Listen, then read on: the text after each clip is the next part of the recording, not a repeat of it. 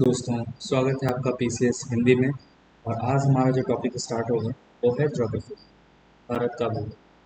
Geography में भारत का भूगोल एक नया टॉपिक स्टार्ट कर रहे हैं, और इसके साथ साथ जो हमारा फिजिकल ज्योग्राफी में विश्व के भूगोल में चल रहा है, विश्व के भूगोल में वो हमारा कंटिन्यू एक से दो क्लास डेली होती रहेगी। एक नया टॉपिक स्टार्ट करें क्योंकि हमें ज्योग्राफी जल्दी से कंप्लीट करके इसके पूरे क्वेश्चन हमें कंप्लीट करने हैं। ठीक है, तो हम पहले जितने भी पी वाई क्यू आए हुए हैं, पी वाई क्यू को हम सारा कंप्लीट करेंगे, वर्ल्ड का भी और भारत। और इसके साथ साथ नए क्वेश्चन जितने बन सकते हैं वो भी हम देख लेंगे। यानी हमारी कंप्लीट तैयारी फिर ज्योग्राफी की हो जाएगी। ठीक है, इसके साथ साथ हम अदर सब्जेक्ट भी, एक हिस्ट्री की क्लासेस भी शायद आज हो जाए, एक फर्स्ट क्लास हिस्ट्री की। और हिस्ट्री मेरा मेन सब्जेक्ट भी है, और हिस्ट्री में आपको और मज़ा आएगा। ठीक है, मैंने यूपीएससी में मेंस में मेरा हिस्ट्री सब्जेक्ट रहा, और आप लोगों को वहाँ पे अच्छा लगेगा हिस्ट्री को समझने में, हिस्ट्री को लिखने में, हिस्ट्री को आगे ले जाने में। हिस्ट्री का क्या योगदान है हमारे पेपर में, प्रीलिम्स में, पीसीएस के प्रीलिम्स में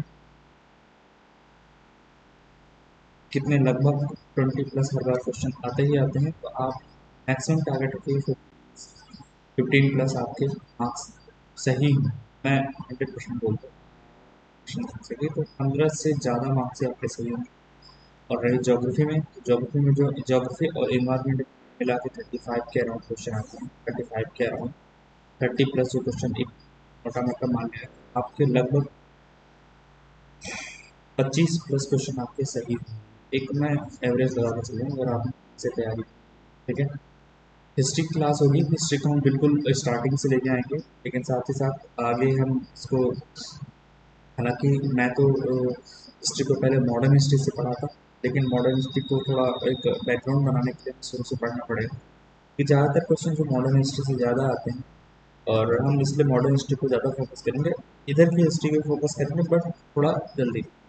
ठीक है, कवर करेंगे, पूरा सिलेबस हम कवर करेंगे हिस्ट्री का भी और ज्योग्राफी।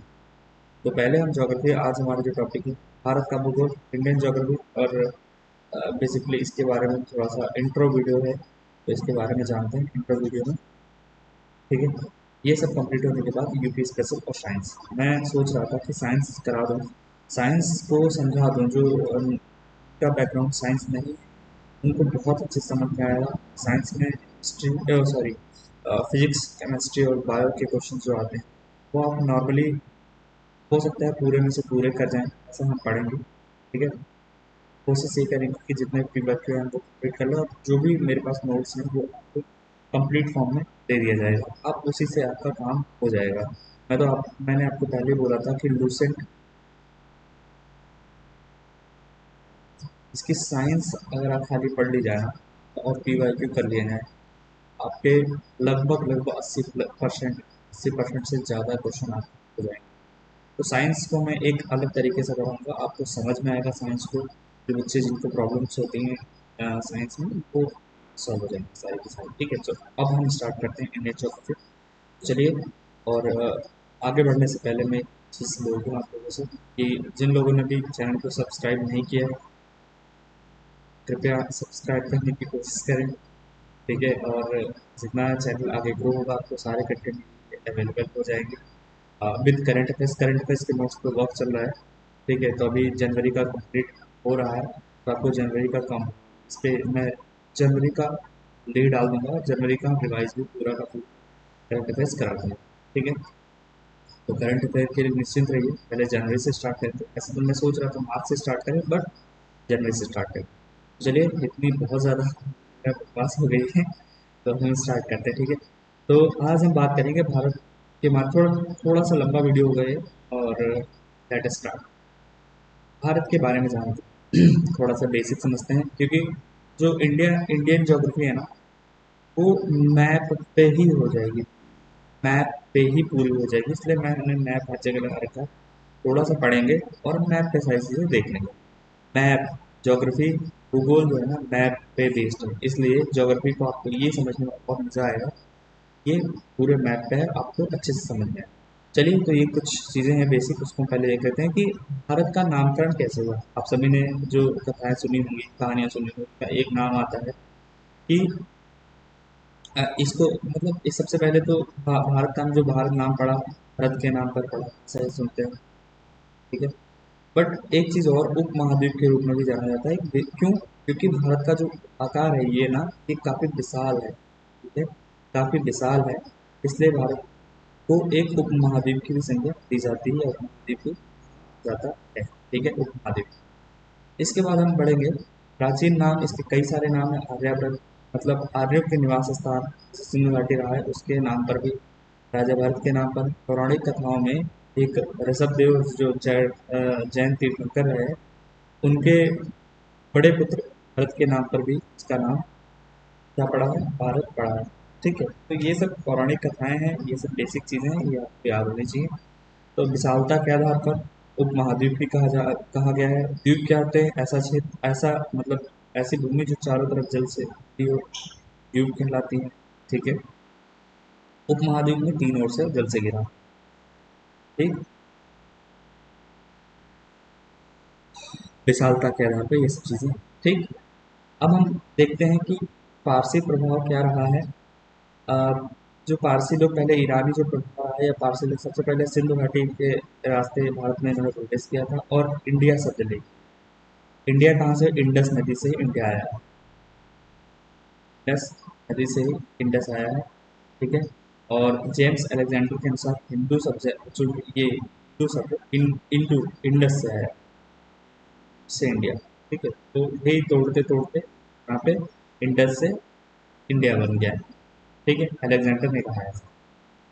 अब अगर हम अपने कॉन्स्टिट्यूशन में देखें तो संविधान, भारत के संविधान के आर्टिकल 1 में बोला इंडिया अर्थात भारत। इंडिया अर्थात भारत, पहले ही आर्टिकल में हमारे कहा गया है इंडिया दैट इज भारत। ठीक है। तो इंडिया अर्थात भारत, यही तो ना। चलिए, तो ये बेसिक सी चीज़ें हैं। भारत, आर्यव्रत, ये इंडस, ये क्या नाम है, ये सब चीज़ें आपने सब देख ली। ये बेसिक सी जानकारी है जो हमको पता होनी चाहिए। एग्जाम पॉइंट ऑफ व्यू से कुछ खास नहीं है, लेकिन आ सकता है तो आप लोग थोड़ा बहुत। ठीक है, चलिए आगे बढ़ते थोड़ा। अब हम पहले तो सबसे पहले देख लेते हैं कि भारत जो है ना, उसका हमारा अक्षांशीय और देशांतरी विस्तार क्या है। अक्षांशीय और देशांतरी विस्तार क्या है, उसके परिप्रेक्ष्य में देख लेते हैं। ठीक है। तो सबसे पहले हमने अभी लास्ट क्लास वर्ल्ड ज्योग्राफी में देखा था कि भारत का क्या चीज़ें हैं, कहाँ कहाँ से क्या है। ठीक है। तो इसके लिए मैंने एक चीज़ देखा है यहाँ पे, ये। हाँ, ये हमारी पृथ्वी हुई, ये हमारा स्वत रेखा 0 डिग्री अक्षांश। और भारत, कहीं भारत को हमने पढ़ा था कि कर्क रेखा भारत से होकर गुजरती है। कर्क रेखा भारत को दो बराबर भागों में काटती है। ये हमारा है प्यारा भारत, ये हमारा प्यारा भारत, कर्क रेखा पर स्थित। यहाँ कर्क रेखा पर स्थित। जब कर्क रेखा पर स्थित है तो ये 0 डिग्री अक्षांश रेखा हो गई, और यहीं से कहीं हमने देखा था कि 0 डिग्री क्या है? देशांतर रेखा। ठीक। तो अगर हम भारत का अक्षांश और देशांतरी विस्तार जानेंगे तो थोड़ा सा आप दिमाग लगाइए कि खड़ी रेखा लगभग एक, पहली खड़ी रेखा यहाँ के आसपास होगी। ठीक है। ठीक है, देशांतर रेखा है। और दूसरी रेखा कहीं कहाँ होगी? दूसरी रेखा कहाँ होगी? दूसरी रेखा यहाँ पे होगी।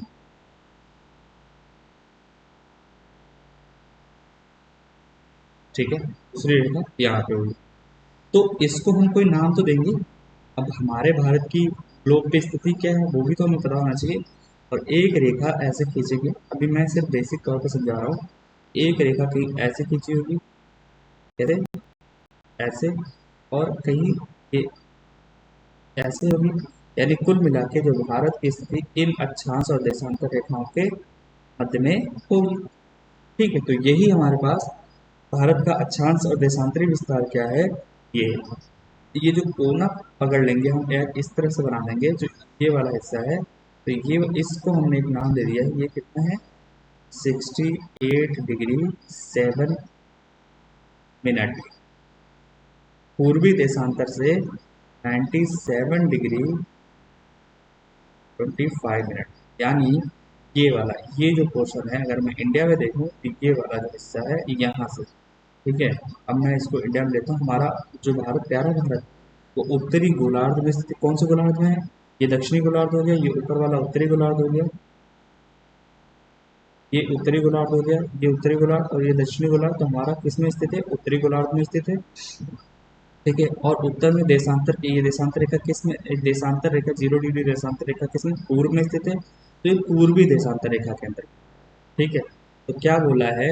68 डिग्री, यहाँ से ये जो कोना है यहाँ पे, ये 68 डिग्री 7 मिनट से लेके जो यहाँ वाला पार्ट है वो कितना आएगा?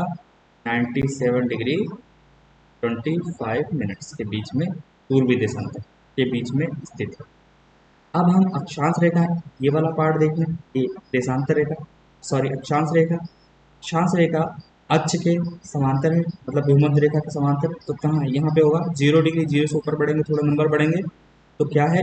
8 डिग्री 4 मिनट, यानी जो हमारा ये लास्ट पॉइंट है ना यहाँ पे, ठीक है, 8 डिग्री 4 मिनट के आसपास है ये वाला। हम अपने भारत में मतलब ये वाली बात कर रहे हैं, ये और नीचे हमारा जो दक्षिणी पॉइंट और नीचे है, तो 8 degree 4 minute to 37 degree 6 minute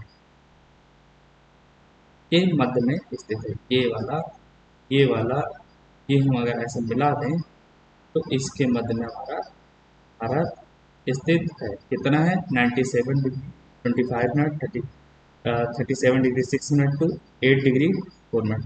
तो अच्छा, देशांतर रेखा हमने देखा कि 68 डिग्री 7 मिनट से लेके 97 डिग्री। तो आप एक चीज मोटा मोटा देखेंगे कि देशांतर रेखा का लगभग कितना पार्ट है? लगभग 30 डिग्री के आसपास है। 30 डिग्री, 30 डिग्री का मतलब हुआ कि जैसे हमने पढ़ा था पीछे कि एक, मतलब 1 घंटे में 15 डिग्री में 1 घंटा होता है, 15 डिग्री में 1 घंटा होता है, तो 30 डिग्री में होगा 2 घंटे। यानी अगर यहाँ पे इस वाले दक्षिण ये पश्चिमी छोर से पूर्वी छोर के बीच देखा जाए तो दिन के बीच में 2 घंटे का अंतर होगा।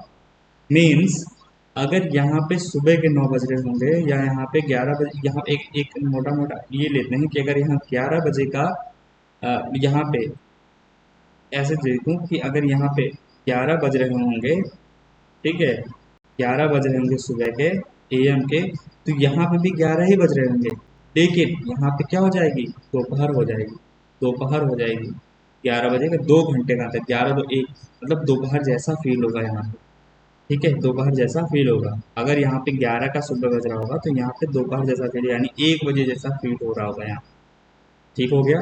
तो हमारा अक्षांशीय और देशांतरी विस्तार समझ में आ गया आपका।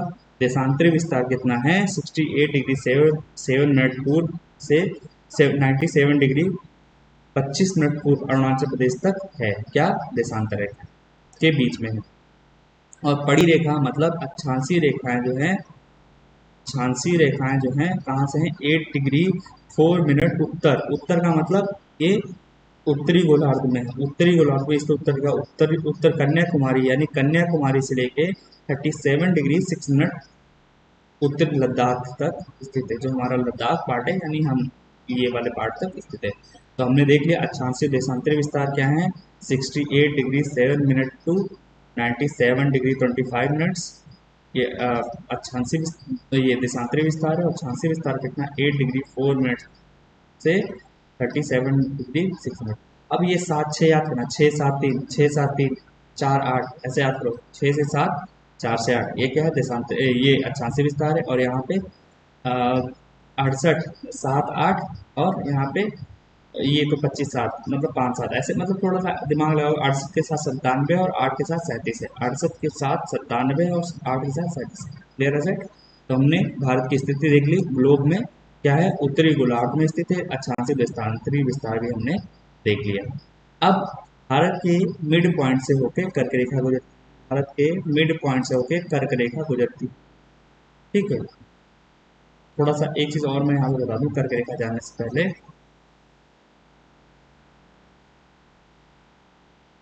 ठीक है। कर्क रेखा तो जानने से पहले मैं एक चीज़ और देख लूँ यहाँ पे।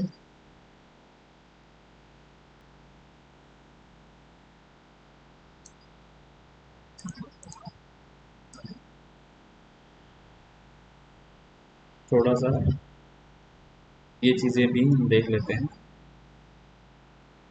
ये सब आपको पीडीएफ टेलीग्राम पे मिल जाएगी।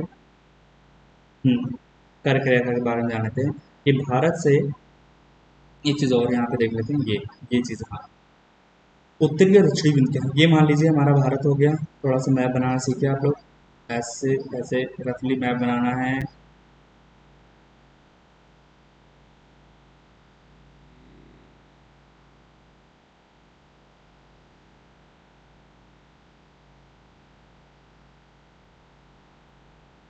ये रफली हमारा मैप बन गया। ये नॉर्थ उत्तर हो गया, दक्षिण पूर्व पश्चिम।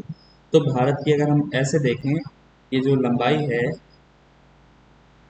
यहाँ से पूरब से पश्चिम यानी उत्तर से दक्षिण की कुल लंबाई कितनी है, उत्तर से दक्षिण की ये वाली लंबाई है 3214 3214 किलोमीटर हमारा उत्तर से दक्षिण की लंबाई है। ठीक है, 3214 हमारी उत्तर से दक्षिण की लंबाई है। और पूर्व से पश्चिम की लंबाई कितनी है, ये वाली जो लंबाई है टू, पूर्व से पश्चिम की 2933 किलोमीटर। ये हमारी पूर्व से पश्चिम, तो पूर्व से पश्चिम लंबाई कम है। जिससे उत्तर से दक्षिण की अपेक्षा अपेक्षा पूर्व से पश्चिम की ओर लंबाई हमारी कम है। उत्तर से दक्षिण की अपेक्षा पूर्व से पश्चिम की लंबाई हमारी कम है। ठीक है, और सबसे जो पूर्वी पॉइंट है, अगर हम सबसे पूर्वी बिंदु देखें तो पूर्वी बिंदु को हम देखेंगे सबसे ज़्यादा कौन सा है, अरुणाचल प्रदेश में स्थित है किबिथु। किबिथु किबिथु किबिथु सबसे जो उत्तरी पूर्वी पॉइंट है किबिथु। किबिथु किबिथु ये किबिथु किबिथु अरुणाचल प्रदेश में स्थित है। अरुणाचल प्रदेश में स्थित किबिथु सबसे पूर्वी पॉइंट क्या है, किबिथु है। और पश्चिमी पॉइंट क्या है, पश्चिमी पॉइंट क्या है, गोहर माथा। गोहर माता, ये कच्छ में पड़ता है, कच्छ गुजरात में पड़ता है गोहर माथा। ठीक है, कच्छ गुजरात में गोहर माथा। और सबसे दक्षिणी पॉइंट क्या है, यहाँ पे एक है इंदिरा पॉइंट। इंदिरा पॉइंट दक्षिण में, और इंदिरा कॉल, कॉल कॉल किया उत्तर को, कॉल उत्तर को किया तो इंदिरा कॉल ऊपर है और इंदिरा पॉइंट नीचे है। सबसे उत्तरी पॉइंट इंदिरा कॉल, दक्षिणी पॉइंट इंदिरा इंदिरा इंदिरा पॉइंट है। ये बेसिकली अंडमान निकोबार द्वीप समूह में स्थित है। यहाँ पे अंडमान निकोबार द्वीप से ये वाला पॉइंट है, और ये लगभग 6 डिग्री 45 मिनट्स के आसपास है। यानी जो हमारा 8 डिग्री 4 मिनट है, हमारा जो अक्षांशीय विस्तार 8 डिग्री 4 मिनट से उससे भी नीचे ये वाला हमारा मतलब दक्षिणतम बिंदु जो है इंदिरा क्या है, इंदिरा पॉइंट है 6 डिग्री 45 मिनट्स पे सबसे दक्षिण अंडमान निकोबार द्वीप समूह में स्थित है। इस इंदिरा पॉइंट को हम एक और नाम से पिग्मिलियन पॉइंट कहते हैं। और बेसिकली ये जो क्षेत्र है ना, 2004 में सुनामी आई थी उसमें डूब चुका है। और ये मुख्य भूमि से 876 किलोमीटर, सॉरी भूमध्य रेखा से 876 किलोमीटर दूरी पर स्थित है। 876 किलोमीटर दूरी पर स्थित है भूमध्य रेखा से, इक्वेटर से। ठीक है, तो ये 2004 में सुनामी आई थी उसके कारण से इंदिरा पॉइंट। तो इंदिरा पॉइंट दक्षिण में, पॉइंट दक्षिण में और कॉल उत्तर में। उत्तर पहले कॉल करेंगे फिर पॉइंट पे जाएंगे हम लोग, कॉल करके ही पॉइंट पे जाएंगे। कॉल करेंगे फिर पॉइंट पे जाएंगे, याद रखना। गोहर माथा और यहाँ पे किबी, ये सारा हमने डाटा देख लिया। यहाँ पे हमारा कॉल है, फिर यहाँ पे पॉइंट है, ये पॉइंट है। ठीक है, यहाँ पे हमारा गोहर माता और यहाँ पे किबिथु, ने सब देख लिया। क्लियर है सर, तो हमारा ये इसी के बीच में हमारा प्यारा भारत स्थित है। अब एक चीज़ और है कि भारत से कितनी कर्क रेखा क्या होती है, गुजरती है। ये कर्क रेखा भारत को दो बराबर भागों में लगभग बांटती है। कितने राज्यों से होकर गुजरती है, कितने राज्यों से होकर गुजरती है। ठीक है, तो सबसे पहले हमारा भारत के 8 राज्यों से होकर कर्क रेखा गुजरती है। हमने पढ़ा था कि ये 0 डिग्री रेखा, ये हो गया 23.5 डिग्री, जो कि इसको कर्क रेखा कहते हैं। ठीक है, अक्षांशीय ये विषुवत रेखा के समांतर होती है ये सब चीज़ें। और इसी पे हमारा प्यारा भारत स्थित है। यानी हम उष्ण कटिबंधीय क्षेत्र में स्थित हैं। और भारत का जो जलवायु है वो कैसी है, मानसूनी है। भारत की जलवायु कैसी है, मानसूनी है। हम कर्क रेखा पर स्थित हैं, यानी उष्ण उष्ण कटिबंधीय क्षेत्र में स्थित हैं। 8 राज्य कौन कौन से? सबसे पहले देखो गुजरात है, फिर राजस्थान हो गया, फिर मध्य प्रदेश हो गया, फिर यहाँ पे छोटा सा पार्ट यहाँ से मतलब थोड़ा सा ये है, ये छत्तीसगढ़ से टच करता है, फिर झारखंड से टच करता है, फिर वेस्ट बंगाल से, फिर इधर बांग्लादेश आ जाएगा, फिर त्रिपुरा और मिजोरम। टोटल 8 राज्यों से होके गुजरता है क्या? अब कर्क रेखा भारत के 8 राज्यों से होकर जाती है। ठीक है, तो ये सब चीज़ें आपको समझ में आ जानी चाहिए। तो इसके लिए ट्रिक है, तो इसी में लिखी हुई नीचे। ठीक है, तो आप लोग उसको ध्यान दे दीजिएगा। ठीक, तो हमारा ये सब चीज़ें हो गई। आप इसकी स्क्रीनशॉट भी ले सकते हैं, आप इसको वैसे भी इसकी पीडीएफ में डाल दूंगा, आप लोगों को ज़्यादा बेटर समझ में आ जाएगा। थोड़ा सा लंबी वीडियो होगी, 30 मिनट्स की वीडियो। जो छूटेगा उसको हम नेक्स्ट क्लास में कंप्लीट करेंगे। एक बार बेसिक कंप्लीट हो जाए उसके बाद तो और मजा आएगा, सब कुछ मैप पे इसको कंप्लीट कराया जाएगा। ठीक है, चलिए तो आगे बढ़ते हैं हम। भारत की थोड़ा देखिए तटीय लंबाई कितनी, हमने अभी ये देख लिया कि बेसिकली भारत का जो क्षेत्र है, भारत का जो क्षेत्र है, भारत उसका भूमि, तटीय भूमि हमने देख ली, किनारे किनारे। अभी ये सब भी हम पढ़ेंगे। भारत की कितनी सीमाएं, कितनी कहाँ है, कितना है ये जो पार्ट है, ये स्थलीय सीमा, जलीय सीमा कितनी कितनी, वो सब भी हम देखेंगे। तो उसी को हम स्टार्ट कर रहे हैं अब। चलिए तो देखते हैं बॉर्डर की लंबाई। भारत की सीमा की लंबाई, बॉर्डर की लंबाई कितनी, मुख्य भूमि की तट रेखा। जो तट रेखा की बात करें तो हमारा मुख्य भूमि की तट रेखा है। तटीय रेखा की हम बात करें तो तटीय रेखा यानी जो हमारा भारत का दक्षिणी भाग है, ये वाला भाग, ये तटीय रेखा कितना है, ये वाला तटीय रेखा यहाँ से स्टार्ट, गुजरात से स्टार्ट होके हमारा यहाँ तक जाता है, वेस्ट बंगाल तक हमारा जाता है तटीय रेखा। तो कितनी है जो मुख्य भूमि की तटीय रेखा, वो कितनी है मुख्य भूमि की तटीय रेखा? 7,870.51 किलोमीटर। नई वाली रेखा है 7,870.51 किलोमीटर। और द्वीप जो है हमारे, द्वीप कुछ इंपॉर्टेंट हैं, जैसे इस ये जो अंडमान निकोबार, इसकी भी कुछ लंबाई है, और यहाँ पे लक्षद्वीप, इसकी भी, इसके अलावा पांडिचेरी और अंडमान वो दादरा नागर हवेली, इसके भी कुछ पार्ट हमारे तटीय सीमा के अंतर्गत आते हैं। ठीक है, तो मुख्य भूमि से हमारी जो तटीय सीमा है, मुख्य भूमि का मतलब जो ये वाली भूमि है, मुख्य भूमि का मतलब यहाँ से लेके यहाँ तक ये वाली मुख्य भूमि के अंतर्गत आएगी। उसकी लंबाई कितनी है? 7,870.51 किलोमीटर। और द्वीपीय जो राज्य हमारे, जैसे अंडमान निकोबार द्वीप समूह, लक्षद्वीप समूह, अदर जो हैं, उनकी लंबाई 3,228.30 किलोमीटर में है। और कुल लंबाई को अभी जो हुई है, अभी हाल में 25 में संशोधित किया गया है, तो 11,098.181 किलोमीटर कर हो गई है। और ये कोई बढ़ी नहीं है कि भारत का जो सीमा विस्तार है, बॉर्डर लाइन है, वो बढ़ गई, नहीं।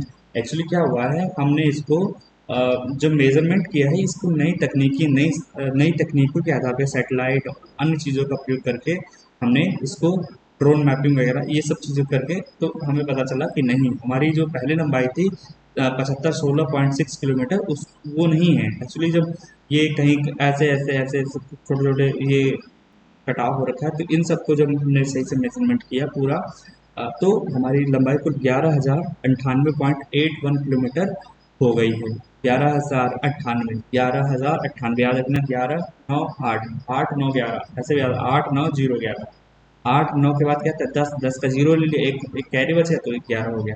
तो 8, 9, 0, 11, 11,098.81 किलोमीटर हमारी कितनी है लंबाई है। वही चीज़ है कि उच्च रेजोल्यूशन वाले मानचित्र का प्रयोग किया गया। पहले 75-16 टोटल लंबाई थी, जिसमें लगभग 48% की वृद्धि हुई। हाँ, 48% की।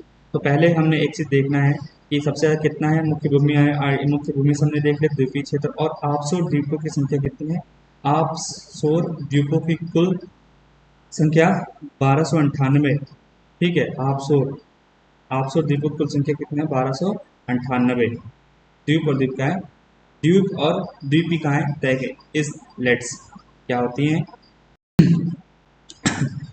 ठीक है, हमने यहाँ तक देख लिया। ऑफशोर द्वीप एक्चुअली क्या होते हैं ना, ऑफशोर द्वीप क्या होते हैं कि जो हमारी मुख्य भूमि है, मुख्य भूमि के पास में ही, समुद्र में मुख्य भूमि के बहुत पास में ही ऐसे द्वीप जो मुख्य भूमि के तट पर ही होते हैं। ठीक है, मुख्य भूमि के तट पर रहते हैं, उसको ऑफशोर द्वीप कहते हैं, ऑफशोर द्वीप कहते हैं। ऐसा द्वीप जो मुख्य भूमि के तट से कुछ दूरी पर समुद्र में स्थित होते हैं, उसको हम ऑफशोर द्वीप कहते हैं और इनकी संख्या 1298 है। तो इतना बस नॉर्मली हमें याद रखना है कि अवसर द्वीप क्या होते हैं कि मुख्य भूमि के निकट जो द्वीप होते हैं जो समुद्र में होते हैं उनको हम अवसर द्वीप कहते हैं, लाइक दिस। अब हमारे पास सबसे बड़ा क्वेश्चन यहाँ पे ये आता है कि इसको हम सॉल्व कैसे करेंगे। क्वेश्चन क्या आता है इसमें, तो जो तटीय क्षेत्र है, अभी नया जो डाटा आया है तटीय क्षेत्र का करते हैं, सबसे ज़्यादा जो तटीय सीमा है गुजरात की, वो तो पहले भी थी। तमिलनाडु अब दूसरे नंबर पे आ गया, जो कि पहले इससे पहले क्या था, आंध्र प्रदेश था। आपको डाटा नहीं याद रखना है, वैसे डाटा मिसमैच हो सकता है एग्जाम में, बट अगर याद कर सकते हैं तो बहुत अच्छा है। नहीं याद कर सकते तो आपको सिर्फ याद रखना है कि सबसे बड़ा जो राज्य है जहाँ पे हमारी तटीय सीमा जो तट रेखा सबसे ज़्यादा है तो गुजरात की है। सबसे ज़्यादा किसकी है, गुजरात की। सबसे ज़्यादा किसकी है, गुजरात की। और दूसरे नंबर पे हमारी कौन सी आ जाएगी, तमिलनाडु। तमिलनाडु दूसरे नंबर पे। इससे पहले कौन सा था, हमारा हैदराबाद था। क्या था, हैदराबाद था। लेकिन अभी क्या है, दूसरे पहले पे गुजरात, दूसरे पे तमिलनाडु और तीसरे पे आंध्र प्रदेश। तो तीसरे पे आंध्र प्रदेश। डाटा आपको याद करना करो, वैसे कोई जरूरी नहीं। वैसे कितने किलोमीटर का फर्क है, लगभग लगभग 15 किलोमीटर का, 15 से 16 किलोमीटर का, एक मोटा मोटा याद रखेंगे 15 किलोमीटर का फर्क है। 15 किलोमीटर से तमिलनाडु की सीमा बढ़ गई है, किससे, आंध्र प्रदेश से। ठीक है, तो सबसे ज़्यादा गुजरात, फिर तमिलनाडु, फिर आंध्र प्रदेश, और फिर चौथे नंबर पे हमारा है महाराष्ट्र। चौथे नंबर पे हमारा कौन सा है, महाराष्ट्र है। ठीक है, महाराष्ट्र। और पांचवें नंबर पर वेस्ट बंगाल, इसके बाद केरल है, उड़ीसा है, और सबसे छोटा जो हमारा है ना, गोवा है। ठीक है, ऐसे भी याद रखेंगे। गोवा के बगल में कर्नाटक है, तो पहले गोवा सबसे छोटा है, दूसरे नंबर पे कर्नाटक हो जाएगा, दूसरे नंबर पे कर्नाटक हो जाएगा, दूसरे नंबर पे कर्नाटक हो जाएगा। ठीक है, और जब कर्नाटक है और इधर के दो याद रख लो। ठीक है, इधर के और शुरू के 3 या 4 याद रख लो। पहला गुजरात, तमिलनाडु, आंध्र प्रदेश और महाराष्ट्र, ये बड़े बड़े राज्य हैं, इसको आप याद रखेंगे। बाकी लास्ट के 2 ये सब चीज़ें। ठीक है, तो इतना हमें पता चल गया कि हमने क्या क्या इसमें देख लिया है। हमने 30 ये भी, तो हम एक बार आंख बंद करके अगर हम ये देखेंगे कि हमें क्या क्या चीज़ें याद हुई, तो आप देखेंगे कि भारत की तटीय जो सीमा की लंबाई है, मुख्य तटीय भूमि की जो तटरेखा है, मुख्य भूमि की जो तटरेखा है वो 7,870 किलोमीटर है। द्वीपों की 32 और 28 किलोमीटर है, 32-28 किलोमीटर।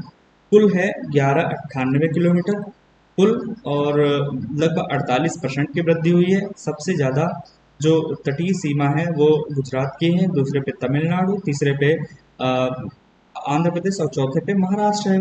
और अंत में हम देखेंगे तो कौन सा है, सबसे अंत में गोवा है, और उसके दूसरे नंबर पे कर्नाटक है। ठीक है, तो सबसे कम कहाँ है, गोवा, फिर कर्नाटक। और ज़्यादा याद रखना है तो गोवा से कर्नाटक, कर्नाटक के सीधे उधर वेस्ट बंगाल चले गए किनारे, उड़ीसा के किनारे, तो उड़ीसा हो गया। उड़ीसा से फिर नीचे है केरल, केरल पर पश्चिम बंगाल। इतना ज़्यादा आपको नहीं, अगर आपको थोड़ा सा याद रखना है तो महाराष्ट्र के बाद पश्चिम बंगाल चले जाइएगा। महाराष्ट्र से पश्चिम बंगाल यानी फडणवीस, यानी बॉलीवुड कहाँ, बॉलीवुड वाले सबसे ज़्यादा कहाँ जाते हैं, महाराष्ट्र पश्चिम बंगाल जाते हैं। ठीक है, शाहरुख खान जी कहाँ जाते हैं सबसे ज़्यादा, तो पश्चिम बंगाल से उनका बहुत, क्योंकि केकेआर की टीम कहाँ से है, केकेआर की टीम आईपीएल में वेस्ट बंगाल। ठीक है, कोलकाता नाइट राइडर। ठीक है, तो आप याद रखेंगे बॉलीवुड शाहरुख खान जी, वेस्ट बंगाल। ठीक है, कोलकाता से याद रखेंगे तो आपको याद रहेगा।